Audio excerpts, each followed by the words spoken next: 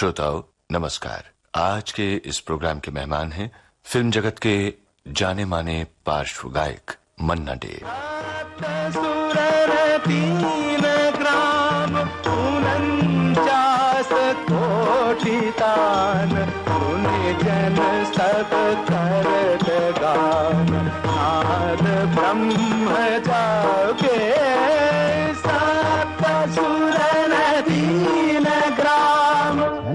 झनक तोरे बाज पायलिया, झनक झनक तोरे बाज पायलिया, प्रीत के गीत सुनाए पायलिया, प्रीत के गीत सुनाए पायलिया, झनक झनक तोरे बाज पायलिया, ओ छम छम बाजे रे पायलिया, राह चलत लचके पनिहारी, राह चलत लचके पनिहारी, छलके गगरिया, छम छम बाजे रे पायलिया, छम छम बाजे रे पायलिया। पिछले कई दशकों से मन्ना डे के गाए गीत हवाओं पर सवार होकर नदी, पहाड़, समंदर लांघकर हमारे दिल में उतरते रहे हैं।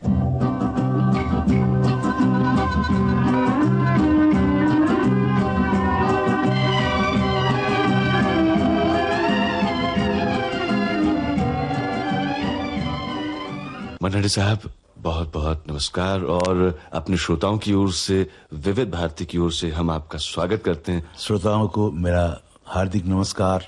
और ये मैं कहूँगा कि आप लोग मुझसे कुछ सुनने के लिए जो कह रहे हैं, इसलिए मैं आप सबके आभारी हूँ। संगीत में कैसे आ गए, कैसे इस क्षेत्र में आपने कदम रखा, वो कौन सी घटना थी, किसकी प्रेरणा थी? फिर मुझे शुरू करना पड़ेगा वो 1942 से, जब मैं अपने चाचा स्वर्गीय कृष्णचंद्र दे, यानी जी जो केसी डे के नाम से बहुत मशहूर थे, बहुत मशहूर गाने वाले थे बंगाल के, और काफ़ी गाने उन्होंने न्यू थिएटर्स के फिल्मों में गाए थे, जैसे बाबा मन की आंखें खोल, पनघट पे कन्हैया आता है, तेरी गठरी पे लागा चोर मुसाफिर, और जाओ जाओ मेरे साधु रहो गुरु के संग। और चाचा के पास मैंने शिक्षा पाई और पढ़ाई वढ़ाई ख़त्म करने के बाद 1942 एंड में मैं बम्बई आया चाचा के साथ।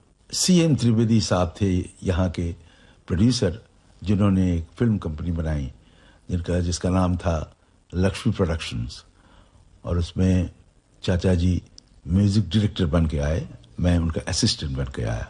यहाँ आने के बाद मैं काम तो शुरू किया, फिल्म में थोड़ा बहुत काम करने लगा चाचा जी के असिस्टेंट बन के।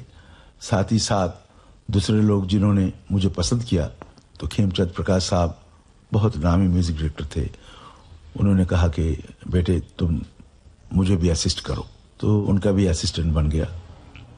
फिर अनिल विश्वास साहब उन दिनों में बहुत नामी म्यूजिक डायरेक्टर थे बम्बई के, तो उन्होंने भी कहा कि भाई तुम्हारे पास अगर टाइम मिले तो कभी कभी मेरे पास आया करो। और मैं चाहता भी ये था कि अनिंदा जैसे आदमी के पास, उसके नज़दीक जाना मैं चाहता था। और इत्तेफाक से ऐसा हुआ कि अनिंदा उनके एक पिक्चर में मुझे गवाया, उनके साथ बैठा करता था और उनके साथ टहलने के लिए निकल जाता था। अनिंदा उर्दू को सिंप्लीफाई करके जो गज़लें बनाते थे वो मुझे भी बहुत पसंद था, तो वो मैं सीखने के लिए, सीखना मुझे था, वैसे तो मैं सीख रहा था इनके पास, कुछ अमन अली खान साहब के पास, फिर उसके बाद तुलसीदास शर्मा के पास कुछ दिन सीखा, फिर मैं क्लासिकल सीखता था। हालांकि मैं क्लासिकल एकदम स्ट्रिक्ट क्लासिकल नहीं गाना चाहा कभी भी, क्योंकि मुझे मालूम था कि भाई ये 8-10 घंटा रियाज में कर नहीं पाऊंगा। तो मैं जानना चाह साइंस ऑफ क्लासिकल म्यूजिक, वो राग रागिनी और लय वगैरह ये मैं सीखा और सीखने लगा। मुझे लगा कि मैं अच्छा सीख रहा था। चाचा जी भी थे, यहीं थे, और चाचा जी ये मुझे चेक करते थे, मुझ पर ये रखते थे और बोले कि ठीक है, तुम सही रास्ते पे तुम जा रहे हो, ठीक है।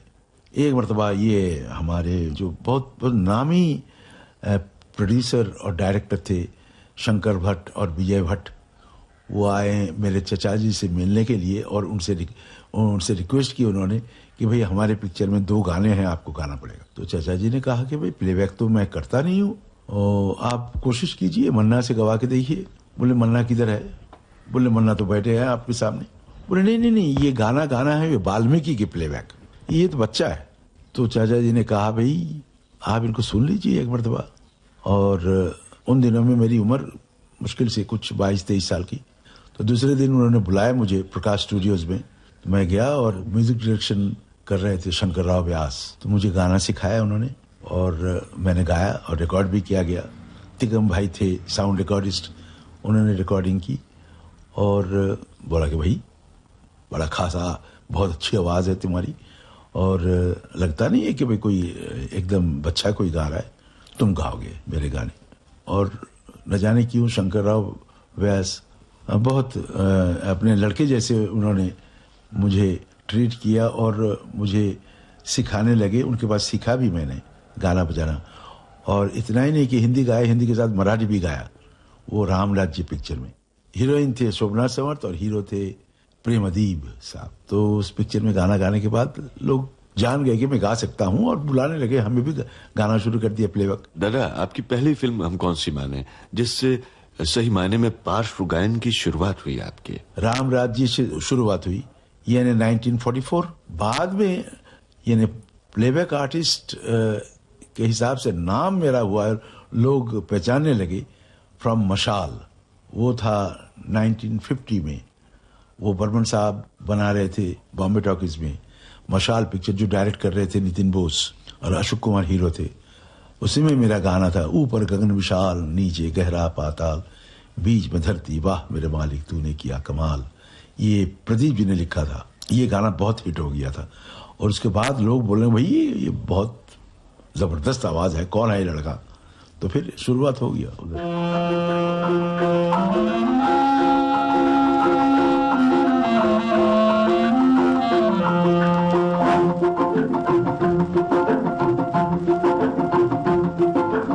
ऊपर गगन विशाल,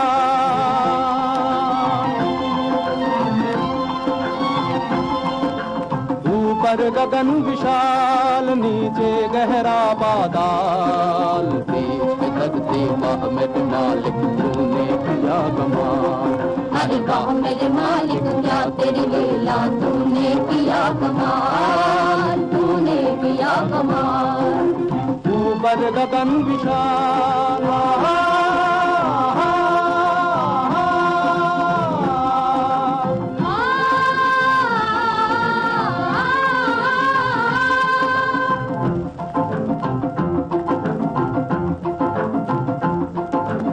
एक फूंक से रच दिया तूने सूरज अगन का गोला, एक फूंक से रचा चंद्रमा लाखों सितारों का टोला। तूने रच दिया पवन झकोला, ये पानी और ये शोला, ये बादल का उड़न खटोला, जिसे देख हमारा मन डोला। सोच सोच हम करें अचंभा, नजर न आता एक दिखंबा, फिर भी ये आकाश खड़ा है हुए करोड़ों साल, मालिक तूने किया कमाल। ऊपर गगन विशाल,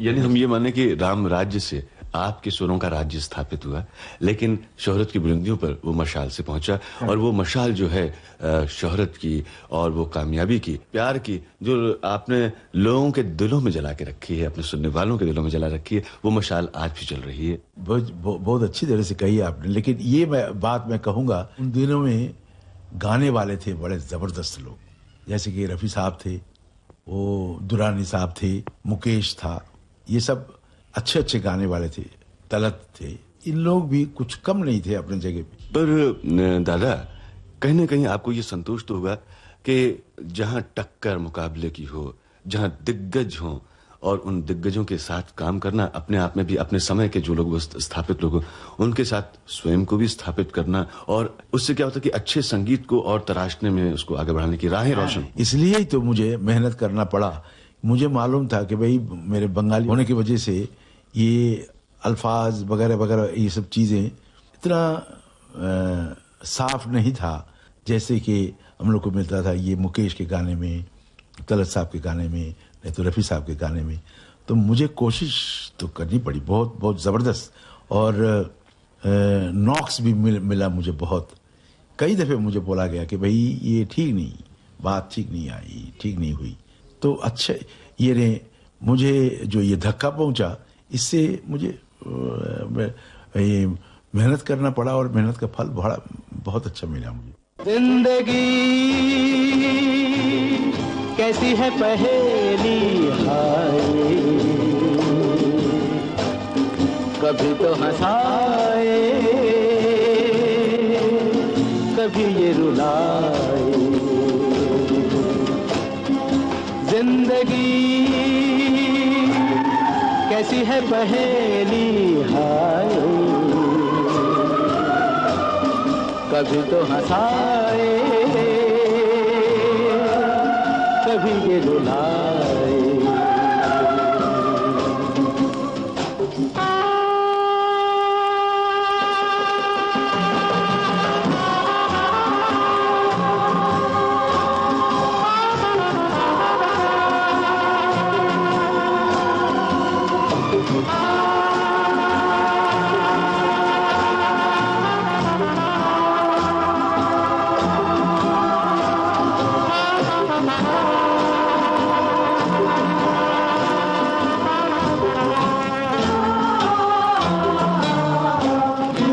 भी देखो मन नहीं जागे, पीछे पीछे सपनों के भागे। तो भी देखो मन नहीं जागे, पीछे पीछे सपनों के भागे। एक दिन सपनों का राही चला जाए सपनों से आगे कहाँ। जिंदगी कैसी है पहेली हाय, कभी तो हंसाए, कभी ये रुलाए।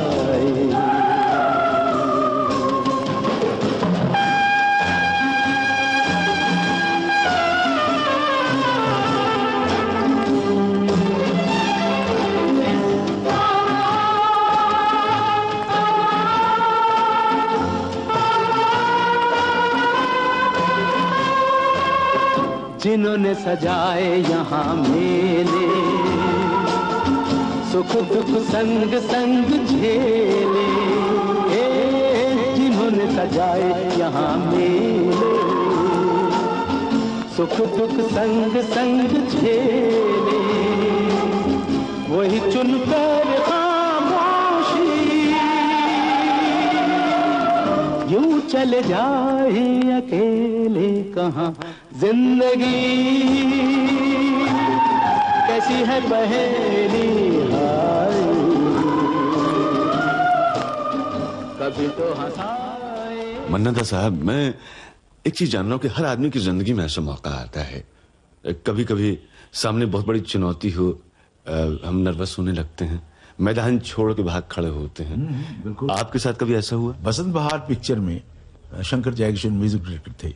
वैसे तो मैंने सुना जब पिक्चर बन रही थी, ये पिक्चर हमारे भारत भूषण साहब के भाई साहब ने बनाए थे, और उन्होंने चाहा कि भाई गाने सब रफ़ी साहब गाएं। तो सब कोई सोच रहे थे कि रफ़ी साहब ही गाएंगे, लेकिन शंकर ने बोला कि भाई मैं चाहता हूं कि मन्ना साहब गाएंगे ये गाने। पहला गाना रिकॉर्ड किया, सुन न सजे क्या गाऊं मैं। बहुत अच्छा गाना था और अच्छी तरह से मैंने गाया था। फिर जयकिशन ने बनाया वो गाना, भय भजना वंदना सुन हमारी, वो मैंने गाया। फिर एक डुएट लता और मैंने गाया, नैन मिले चैन कहाँ।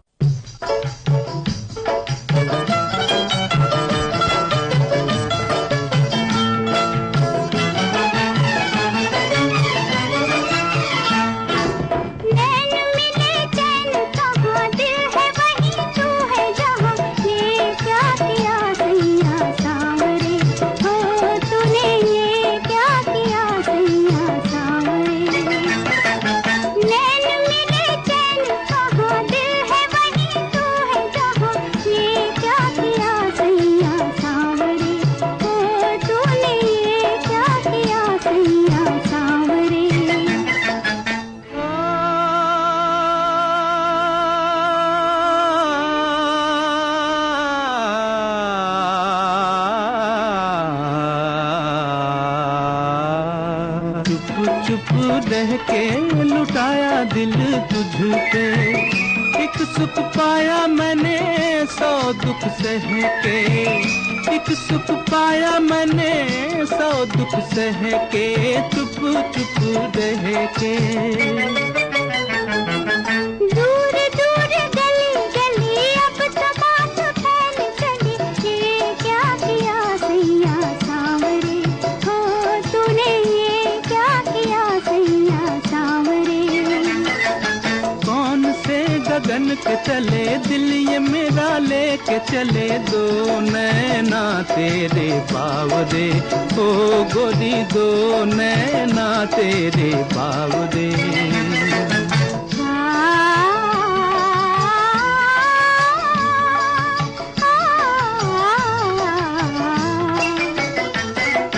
नट खट नैना ना माने मेरा कहना, नट खट नैना ना माने मेरा कहना। हर दम चाहे तेरी गलियों में रहना, हर दम चाहे तेरी गलियों में रहना। नट खट नैना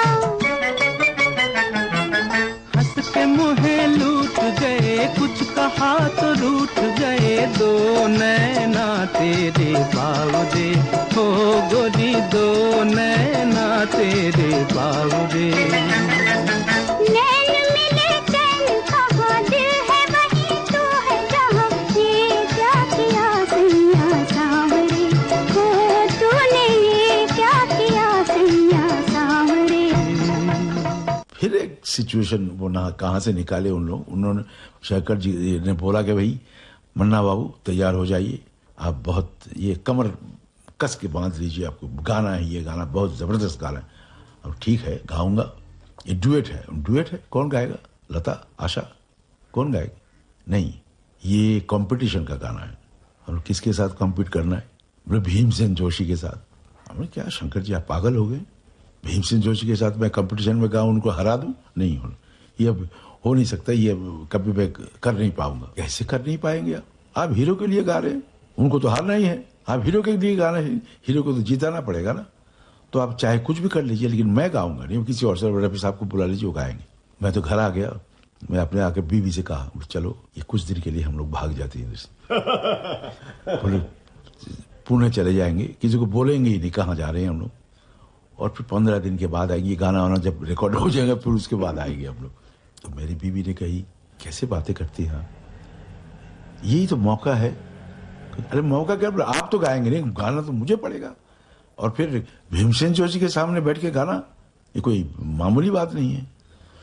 बोले वो ये तो आप भूल कर रहे हैं कि सिचुएशन इस ढंग से बनाया गया कि आपको जिताना है, तो आप जीतेंगे, हीरो जीतेंगे। और आप जब गाएंगे, वो भीमसेन जोशी साहब भी थोड़ा वो कम गाएंगे, आप थोड़ा ऑल आउट गाइए तो हो जाएगा। मुझे गाना पड़ा वो गाना, और भीमसेन जोशी साहब ने कहा कि मन्ना साहब आप क्लासिकल गाया कीजिए, आप अच्छा गाते हैं क्लासिकल। वो आप लोग सुने होंगे, वो केतकी गुलाब जूही चंपक बन फूले।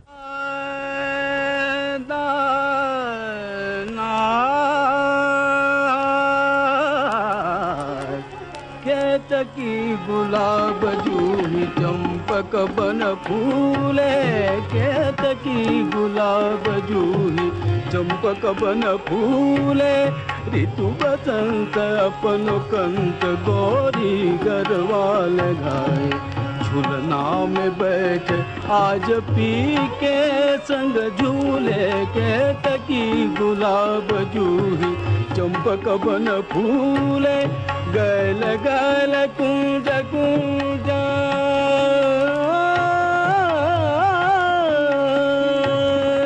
गैल गैल कुंज कुंज, गुन गुन भारों की गुंज। राग रंग अंग अंग छेड़ तरसिया नंग, कोयल की पंचम सुन दुनिया दुख भूले भूले भूले। केतकी गुलाब जूही चंपक बन फूले,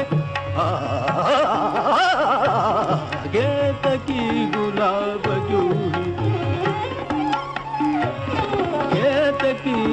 गुलाब जूही चंपक बन फूले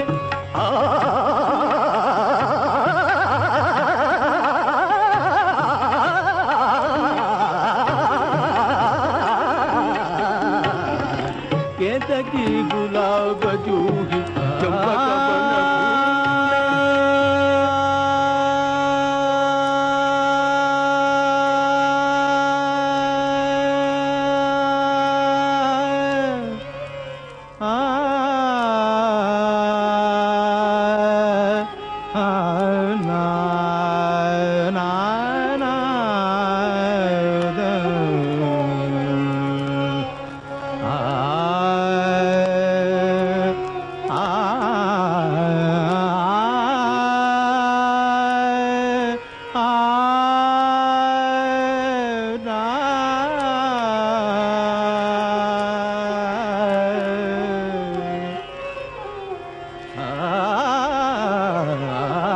केतकी गुलाब जूही चंपक बन फूले केतकी गुलाब जूही चंपक बन फूले ऋतु बसंत अपनों कंत गोरी गरवा लगा झुलना में बैठ आज पी के संग झूले पी के संग झूले केतकी गुलाब जूही चंपक बन फूले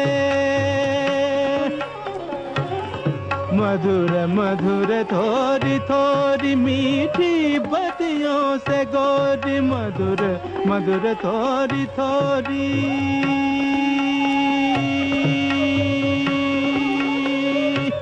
रेसा ददनी रेसा मदनी रेसा निदपा मग निग मगर ससमा गगा मनी ददनी निमा मनी निमा गरे सरे द मदनी ददनी द मगर मधुर मधुर थोड़ी थोड़ी मीठी बदियों से गोरी चित चुराए हंसत जाए चित चुराए हंसत जाए चोरी कर सिर झुकाए शीस झुके चल चल लट गालन को छूले गालन को छूले केतकी गुलाब जूही चंपक बन फूले केतकी गुलाब जूही चंपक बन फूले केतकी गुलाब जूही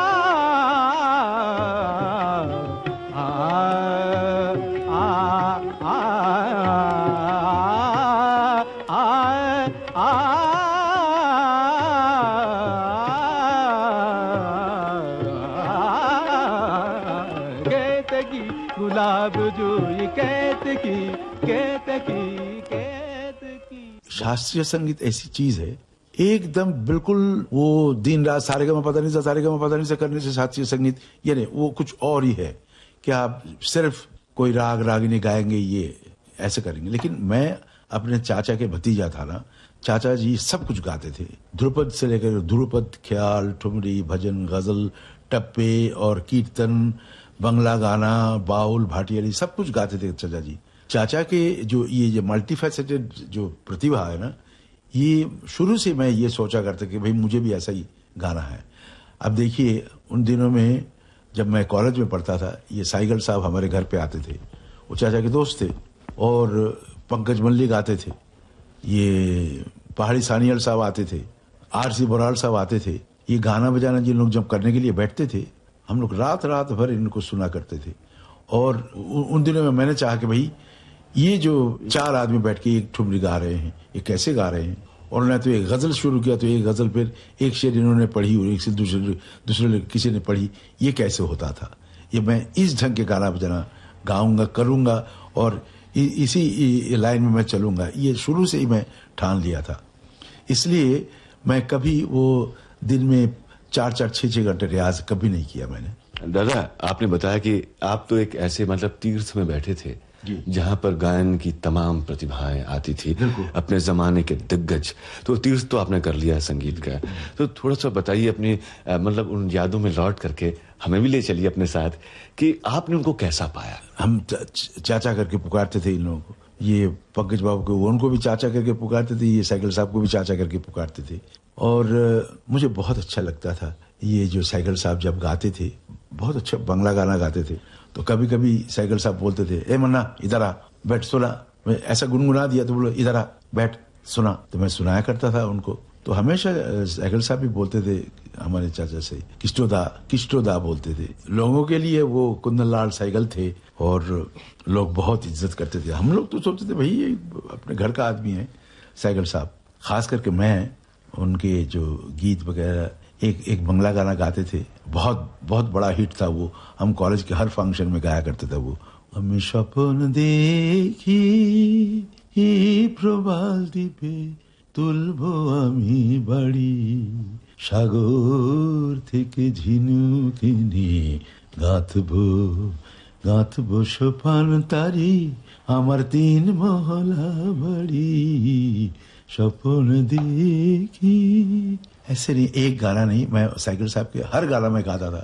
मैं क्या जानू क्या जादू, ये मैं गाया करता था हमेशा। और पंकज मल्लिक के पिया मिलन को जाना, वो यानी उन दिनों में ये सब गाने बहुत पॉपुलर थे ना। और हम लोग को कॉलेज में गाना ही पड़ता था ये सब गाने। इन दोनों के गाने, मेरे चाचा जी के गाने, ये सब गा के तो मैं गाने वाला बनाता था ना।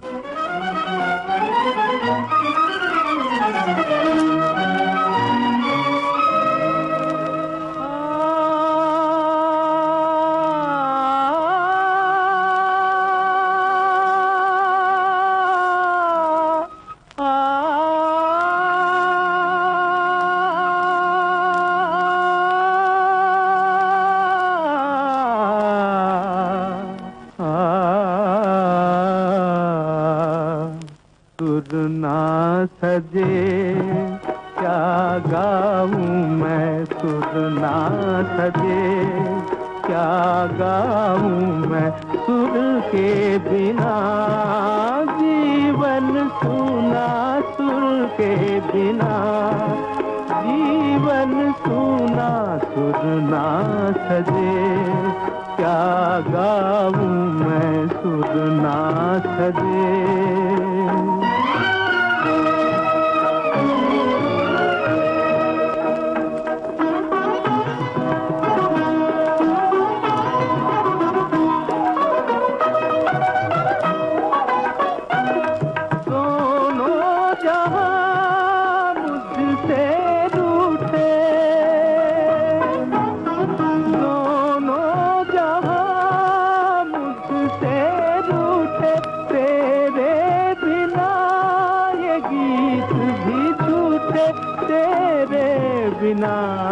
ये गीत भी झूठे, सुर ना सजे क्या गाऊं मैं, सुर के बिना जीवन सूना, सुर के बिना जीवन सूना, सुर ना सजे। दोस्तों, अपने रेडियो सेट पर आपने ट्यून किया है विविध भारती का प्रोग्राम और आज के हमारे सितारे हैं सुप्रसिद्ध पार्श्व गायक मन्ना डे। घबराए जब मन अनमोल,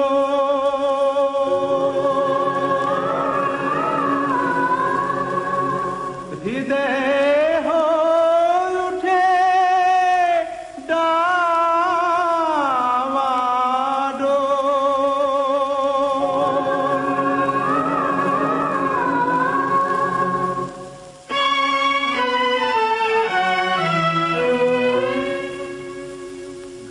घबराए जब मन अनमोल और हृदय हो डावाडोल, तब मानव तू मुख से बोल बुद्धं शरणं गच्छामि। तब मानव तू मुख से बोल बुद्धं शरणं गच्छामि। बुद्धं शरणं गच्छामि, धम्मं शरणं गच्छामि, संघं शरणं गच्छामि।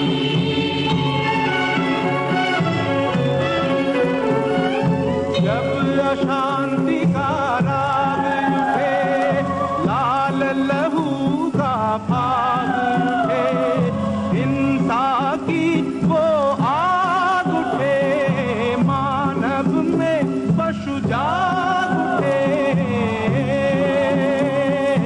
ऊपर से मुस्काते नर, भीतर जहर रहे हों घोल, तब मानव तू मुख से बोल बुद्धं शरणं गच्छामि। तब मानव तू मुख से बोल बुद्धं शरणं गच्छामि। बुद्धं शरणं गच्छामि, धम्मं शरणं गच्छामि। दादा, एक सवाल मेरे मन में कई बार आता है। हमारे फिल्म इंडस्ट्री के बहुत बड़े शोमैन माने जाते हैं राज कपूर साहब, और राज कपूर साहब के लिए मुकेश जी की आवाज जो थी एक पर्याय बन गई थी। लेकिन हम देखते हैं कि बहुत सारे रोमांटिक सॉन्ग्स जो हैं वो आपने जो राज कपूर साहब पे फिल्माए गए हैं उनमें आपकी आवाज है। तो मैं ये जानना चाह रहा हूँ कि खासतौर से राज कपूर साहब जैसे निर्देशक के साथ में आपका जुड़ाव कैसे हुआ, जबकि उस समय ये माना जाता था कि वहाँ एक पूरी टीम है, शंकर जयकिशन हो गए, हसरत जयपुरी, शैलेंद्र, मुकेश और राज कपूर साहब। शंकर जयकिशन की शंकर जो थे ना, वो हमेशा शंकर जी हमेशा बोला करते थे कि मन्ना जी आपकी आवाज ऐसी है, इस आवाज को ठीक तरह से एक्सप्लॉइट नहीं कर सकते हैं इधर के हमारे जो म्यूजिक डायरेक्टर लोग हैं। मैं चाहता हूं कि आपसे रोमांटिक सॉन्ग्स भी हम गवाएंगे। मुझे याद है मैं शंकर जी से कहा, बोले कभी तो गवा के देखिए ना, अगर होता है ये नहीं मुझसे। बोले ठीक है, हम गवाएंगे आपको, आप देखिए ना। तो फिर एक पिक्चर बन रही थी चोरी चोरी, और पिक्चर बना रहे थे वो मद्रास के चेटियर साहब। गाने की रिकॉर्डिंग यही हुई, मीनू कतक साहब ने रिकॉर्डिंग किया। तो जो गाना जब बना, ये रात भीगी भीगी, और शंकर जी ने बुलाया मुझे, मैं जाकर रिहर्सल किया, लता भी आई रिहर्सल करके। फिर 3-4 दिन के बाद हम लोग रिकॉर्डिंग थिएटर पे गए। अब वहाँ हमारे चेटियर साहब मौजूद, उन्होंने कहा कि भाई और ये बहुत इंपॉर्टेंट सॉन्ग है हमारी पिक्चर की, ये आपने मुकेश को क्यों नहीं बुलाया? तो मेरा तो दिल बैठ गया। तो शंकर जी ने कहा कि भाई सेठ जी, ये गाना तो मन्ना जी ही गाएंगे और लता जी, ये दोनों मिलके गाएंगे, अब जरा गाना सुन के उसके बाद बोलिए। तो फिर उन्होंने बैठ गया उधर, और रिहर्सल करने के बाद जब रिहर्सल यानी वॉइस रिहर्सल के लिए हम लोग माइक्रोफोन के सामने खड़े हुए, तो अंदर से सुन के वो साहब बाहर आए, बोले आप तो बहुत अच्छा गा लेते, मुझसे कहा। तब मैंने सोचा कि भाई अब तो यानी बिल्कुल जम के गाना चाहिए, ताकि इनके दिल में ऐसा बैठ जाए कि भाई यही है मेरे फ्यूचर प्लेबैक सिंगर। और उन दिनों में मैं बहुत स्ट्रगल कर रहा था, रोमांटिक गाने में बहुत कम गाया था। तब मेरे ख्याल से शंकर जी ने शुरू कराया था ये रात भीगी भीगी से, और उसके बाद जो राज साहब ने कहा कि भाई आप गाएंगे मेरे गाने, आपसे आपके जब जितने रोमांटिक गाने आप गाएंगे।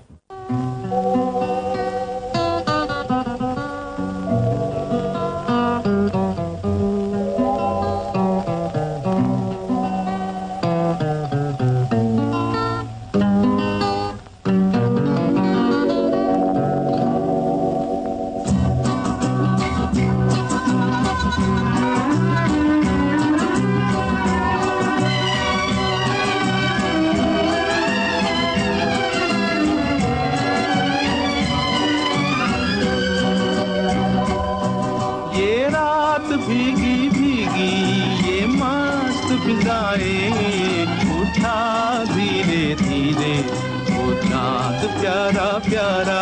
ये रात भीगी भीगी ये मस्त फिजाएं, उठा धीरे धीरे वो चांद प्यारा प्यारा। क्यों आग सी लगा के गुमसुम है चांदनी, सोने भी नहीं देता मौसम का ये इशारा।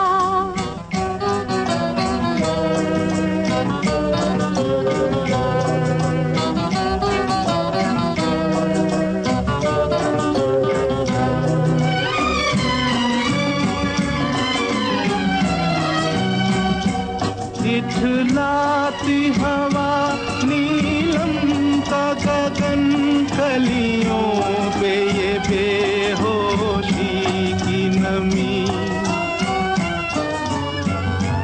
ऐसे में भी क्यों बेचैन है दिल, जीवन में न जाने क्या है कमी। क्यों आग सी लगा के गुमसुम है चांदनी, सोने भी नहीं देता मौसम का ये इशारा। ये रात भीगी भीगी ये मस्त फिजाएं, उठा धीरे धीरे वो चांद प्यारा प्यारा।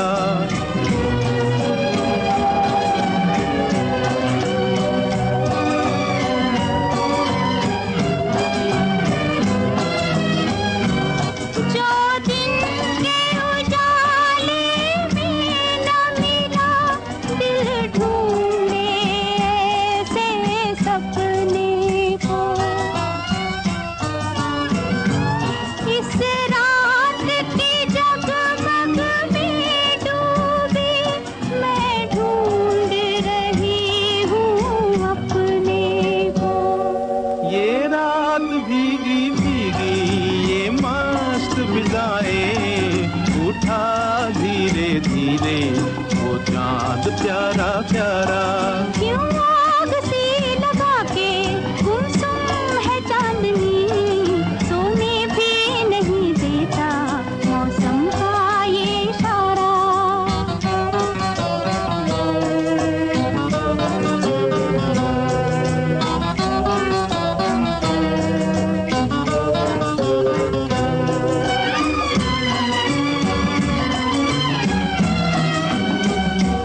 ऐसे में कहीं क्या कोई नहीं भूले से जो हमको याद करे। एक हल्की सी मुस्कान से जो सपनों का जहां आबाद करे। ये रात भीगी भीगी ये मस्त फिजाएं, उठा धीरे धीरे वो चांद प्यारा प्यारा। क्यों आग सी लगा के गुमसुम है चांदनी, सोने भी नहीं देता मौसम का ये इशारा। ये रात भीगी भीगी ये मस्त फिजाएं, उठा धीरे धीरे वो चांद प्यारा प्यारा। बहुत बहुत इम्पोर्टेंट बात है ये कि आज के जमाने में अभी भी लोग हमारे गाए हुए पुराने गाने क्यों सुनते हैं और सुन के मजा भी लेते हैं। और ये भी बोलते हुए मैंने सुना कि भाई ऐसे गाने आजकल बनता क्यों नहीं है। इसका वजह यह है कि जब हम लोग काम करते थे और कोई म्यूजिक डायरेक्टर मुझे टेलीफोन किया नहीं तो खबर भेजा कि भाई चले आओ गाना रेडी है, बिल्कुल जाकर हम देखते थे गाना रेडी है, यानी गाना बना लिया उन्होंने। गाना जिन्होंने लिखा, शैलेंद्र हो, हसरत साहब हो, मजरू साहब हो, लुधियानवी साहब हो, कोई भी हो, वो मौजूद होते थे उधर और फिर गाने की रिहर्सल शुरू होता था। एक दिन, 2 दिन, 3 दिन अगर रिहर्सल में उनको मजा नहीं आया तो उनको मालूम पड़ जाता था कि गाने में कुछ कमी है, तो फिर उन्होंने काम करना शुरू करते थे उसमें।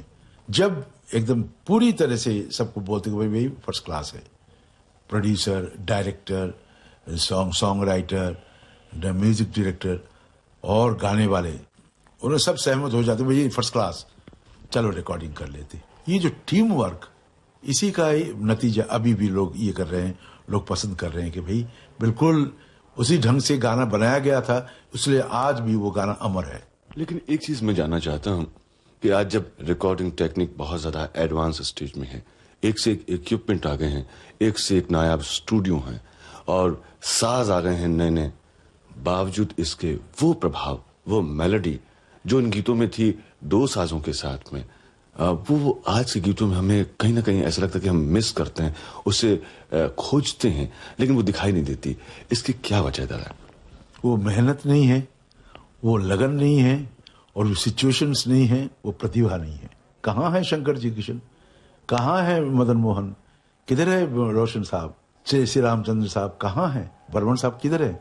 उस ढंग के गाने गवाते थे, वो नहीं है उन लोगों ने। इसलिए गाने में वो चीज आप लोग को यू मिस इट। देखिए, न तो कारवां की तलाश है जो रोशन साहब ने बनाए थे, मैं, रफी, आशा और कोरस वॉइसेस एंड ऑल, ऐसे नहीं कि भाई एक एक लाइन करके गाओ, नहीं जो आजकल होता है। आजकल तो आधे आधे लाइन गाते हैं। एक 12 मिनट का गाना था, डिवाइड कर दिया गया कि भाई अभी ये इधर शुरू होगा, मन्ना तुम इधर से शुरू करो, आलाप से शुरू करोगे, ये रफी साहब की एंट्री हुई, ये 3.5 मिनट के बाद इधर ये पॉसिबिलिटी है, इधर हम कट करेंगे क्योंकि जोड़ना है ना बाद में। तो 3.5 मिनट लगातार हम लोग गाते थे, और वो मैं गाया, ये रफी अंदर आया, वो भी आशा आई, और फिर कोरस वॉइस वगैरह वगैरह करके 3.5 मिनट में एक जगह ऐसा मिला कि भाई इधर कट करो, कट, वो सुन लिया हम लोगों ने, हाँ ओके है, नेक्स्ट पार्ट। ऐसे 4 पार्ट में हम लोगों ने किया, और गाना सुन के देखिए आप, लगता है कि भाई बिल्कुल इतने से भी किधर भी आपको लगेगा नहीं भाई कुछ कमी है कहीं ना। तो कारवां की तलाश 10 दिन रिहर्सल किए थे हम लोग, 10 दिन हम लोग सब मिलके। अभी कभी वो तो करना ही पड़ता था, जैसे कि हमारे नौशाद साहब, जब हम मदर इंडिया के लिए गा रहे थे, वो दुख भरे दिन बीते रे भैया, बड़ा सुख आयो रे, रंग जीवन में नया लायो, ओ दुख भरे दिन। अभी वो रफी साहब, मैं, आशा सब गा रहे थे हम लोग, और क्या वो शमशाद भाई थी कोरस। तो रिहर्सल करने के बाद नौशाद साहब के घर में हो रहा था रिहर्सल, तो फिर बोला अच्छा मन्ना साहब कल फिर कितने बजे? तो मैंने ठीक है नौशाद साहब मैं आ जाऊंगा 10 बजे। तो रफी साहब ने बोला, बहुत धीमे बोलते थे रफी साहब, दादा कल सवेरे रिकॉर्डिंग है। और नौशाद साहब, रफी मियाँ बोल रहे हैं कि रिकॉर्डिंग है। हाँ तो फिर शाम को बैठते हैं। तो शाम को आशा ने बोली, शाम को तो मैं नहीं आ सकती, शाम को रिकॉर्डिंग है मेरी, शाम को नहीं। अच्छा ठीक है परसों बैठते हैं। ठीक, परसों ठीक हो गया। परसों सब मिले, हम लोग सब मिलके वही दुख भरे दिन बीते रे भैया किया हम लोग, कुछ 3 घंटे रिहर्सल। फिर अब कब करना है? तो किसी ने पूछा कि और भी रिहर्सल करना है? नौशाद साहब बहुत, नहीं साहब 2-1 रिहर्सल और चाहिए। तो फलाना दिन बैठते हैं, ठीक है ना रफी मियाँ? हाँ। क्यों शमशाद भाई ठीक है ना? आशा भाई ठीक है ना? मन्ना जी तो आएंगे, वो आएंगे, ठीक है। फिर मिले हम लोग।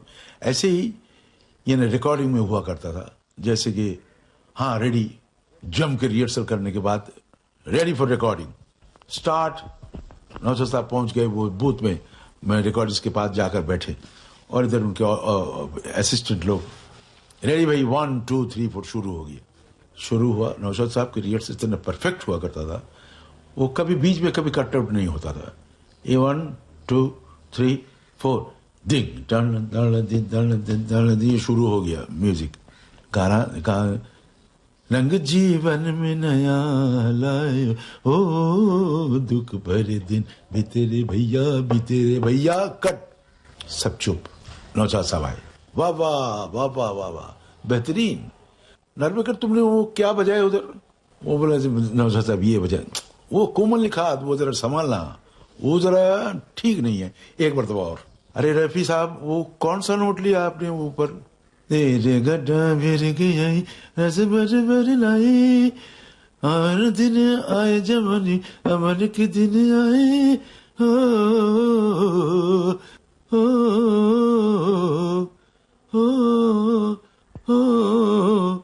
ये जरा संभालिए, ये जरा फिसलता है उधर, एक मरतबा फिर अंदर चले गए।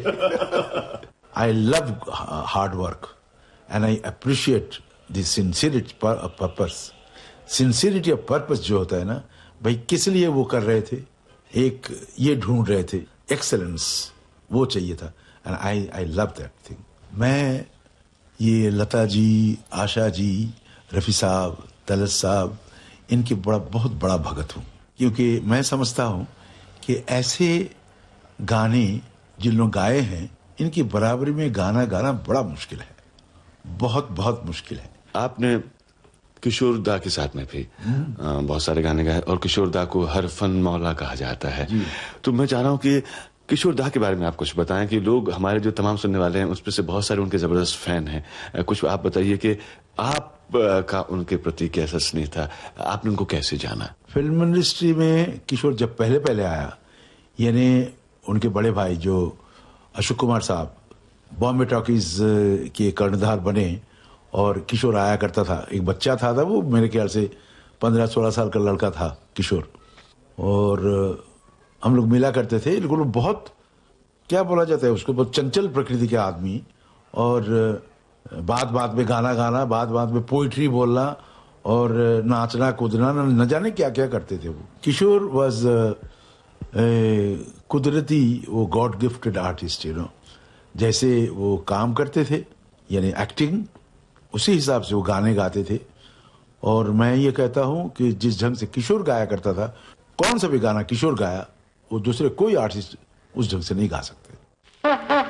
बाजू बाबू समझो इशारे और पुकारे, पम पम पम यहाँ चलती को गाड़ी कहते हैं प्यारे, पम पम पम बाबू समझो इशारे और पुकारे, पम पम पम यहाँ चलती को गाड़ी कहते हैं प्यारे, पम पम पम। आई रि बाबा रि बाबा बाबा रि बाबा रि बाबा बाबा रि बाबा रि बाबा बाबा रि बाबा रि बाबा।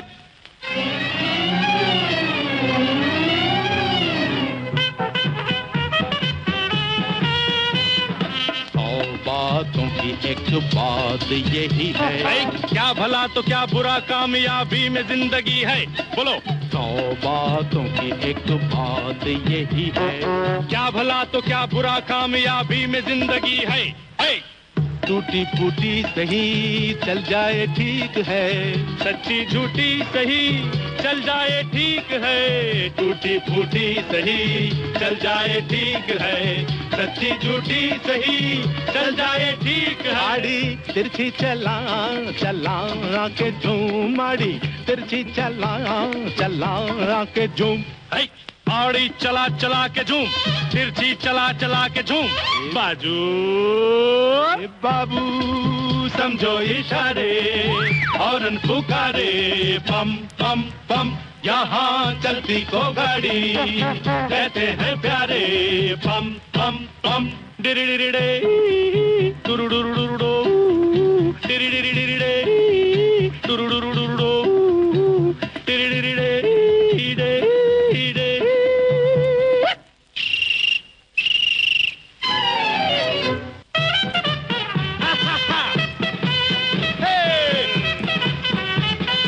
इतने से बात न समझा जमाना, आदमी जो चलता रहे तो मिल जाए हर खजाना। हाँ, इतने से बात न समझा जमाना, आदमी जो चलता रहे तो मिल जाए हर खजाना। शोहरत है चीज क्या चलने का नाम है, इज्जत है चीज क्या चलने का नाम है, शोहरत है चीज क्या चलने का नाम है, इज्जत है चीज क्या चलने का नाम। आड़ी तिरछी चला चला के झूम, आड़ी तिरछी चला चला के झूम, आड़ी चला चला के झूम, तिरछी चला चला के झूम, बाजू बाबू समझो इशारे और पुकारे, पम पम पम यहाँ चलती को गाड़ी कहते हैं प्यारे, पम पम पम।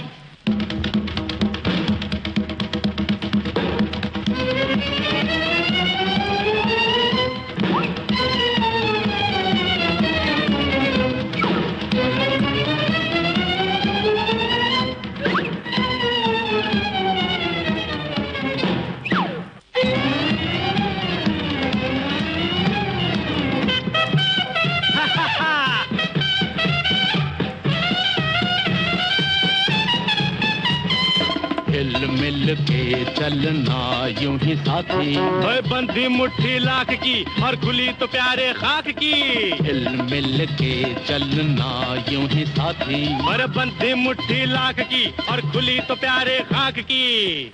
मुश्किल जो आ पड़े ठोकर से टाल दे, पर्वत भी हो खड़े हिल मिल के टाल दे, मुश्किल जो आ पड़े ठोकर से टाल दे, पर्वत भी हो खड़े हिल मिल के टाल दे।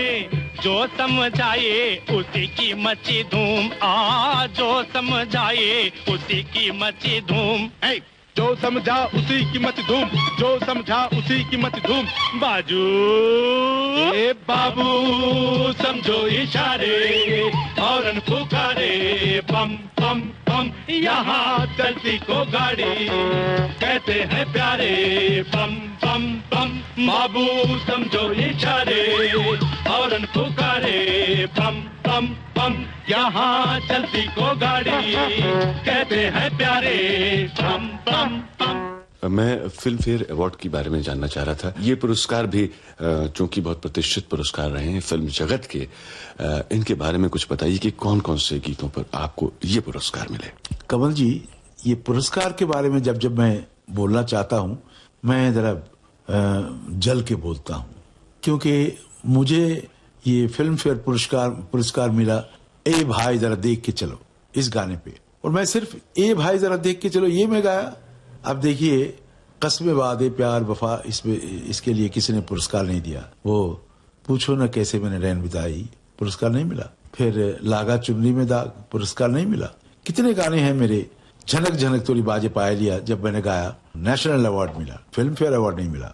कई गाने ऐसे हैं जिनके लिए मैं उम्मीद किया था कि भाई अब तो मिलना चाहिए, नहीं मिला। मेरे ख्याल से उससे बेहतर कुछ गाने और निकल गए थे और लोगों को अच्छा लगा था, इसलिए नहीं मिला होगा। लेकिन मुझे तो गम है उस बात की, भाई ये भाई जरा देख के चलो इसके लिए पुरस्कार है, दूसरे गाने के लिए बिल्कुल पुरस्कार नहीं। किसी भी कलाकार के लिए जाहिर है कि ये एक दुख की बात होती है कि जब उसकी कला का सही मूल्यांकन ना हो, उसकी रचनाओं का सही मूल्यांकन ना हो। लेकिन जैसे कि आज भी हम ये चलन देखते हैं कि वो चीज जो ज्यादा चलती है बाजार में या बहुत ज्यादा लोकप्रिय है, वही उसकी श्रेष्ठता का आधार बन जाती है। हालांकि सबका अपना अपना नजरिया होता है चीजों को देखने का, उनका मूल्यांकन करने का, उनकी कसौटी का। लेकिन एक चीज जरूर है, हम समझते हैं कि लोगों के प्यार, उनकी मोहब्बत से, या संगीत के जो चाहने वाले हैं, उनके कदरदान हैं, उनके प्यार से बढ़कर पुरस्कार और क्या हो सकता है। एक कलाकार को इससे ज्यादा चाहिए भी क्या। और दादा, लोगों को सच्चा आनंद देने में जो खुशी है, उदास होठों पर गीत रखने में जो खुशी है, और उसका जो आनंद है वो अलग ही होता है। और जब पुरस्कार की हम बात करते हैं, आपने भी तो पुरस्कार के रूप में बहुत ही खूबसूरत मीठे मधुर गीत लोगों की जिंदगी में बांटे हैं, और आज जो फिल्म संगीत की अनमोल धरोहर बन चुके हैं। बीच में आपने बातचीत में जिक्र किया था एक गीत का, लागा चुनरी में दाग छुपाऊं कैसे। मुझे याद है ये फिल्म मैंने देखी भी थी, और गीत तो वाकई आज भी जब कहीं सुनो तो ऐसे लगता है कि कदम थम जाते हैं, रुक जाते हैं, और इस गीत की थिरकन के साथ हम भी थिरकने लगते हैं, हमारा तन मन थिरकने लगता है। और मुझे याद है कि ये गीत है फिल्म दिल ही तो है से। तो आइए क्यों न सुने यह गीत, और एक बार फिर से इसके सुरों में खो जाएं, आनंदित हो जाएं।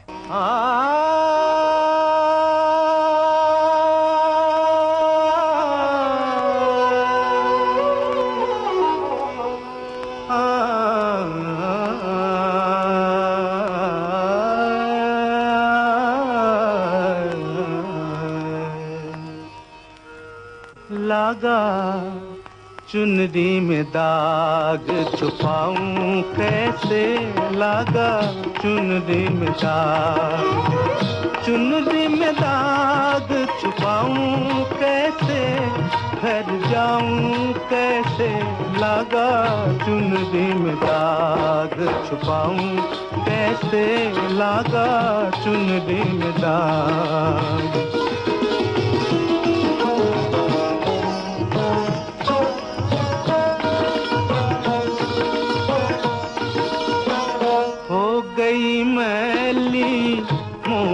चुनरिया कोरे बदल सी कोरी चुनरिया, हो गई मैली मोरी चुनरिया कोरे बदल सी कोरी चुनरिया, जाके बाबुल से नजरें मिलाऊं, कैसे घर जाऊं, कैसे लागा चुनरी में दाग छुपाऊं, कैसे लागा चुनरी में दाग छुपाऊं, कैसे लागा चुनरी में दाग।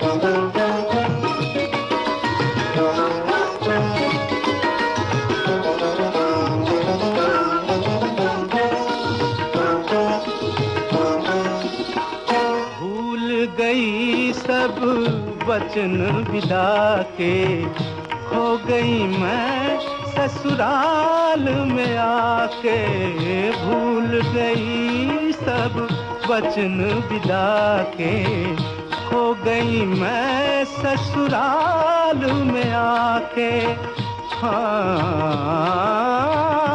जाके बाबुल से नजरें मिलाऊं, कैसे घर जाऊं, कैसे लागा चुनरी में दाग। श्रोताओ, आज के इस प्रोग्राम के सितारे थे सुप्रसिद्ध पार्श्व गायक मन्ना डे। इस कार्यक्रम के निर्माण में प्रस्तुति सहयोग कमला कुंदर का था, तकनीकी सहयोग दिया कैलाश नाथ वर्लीकर ने, और विविध भारती की ओर से इसे आपकी सेवा में प्रस्तुत किया कमल शर्मा ने। अब दीजिए इजाजत, नमस्कार। उजाले उनकी यादों के।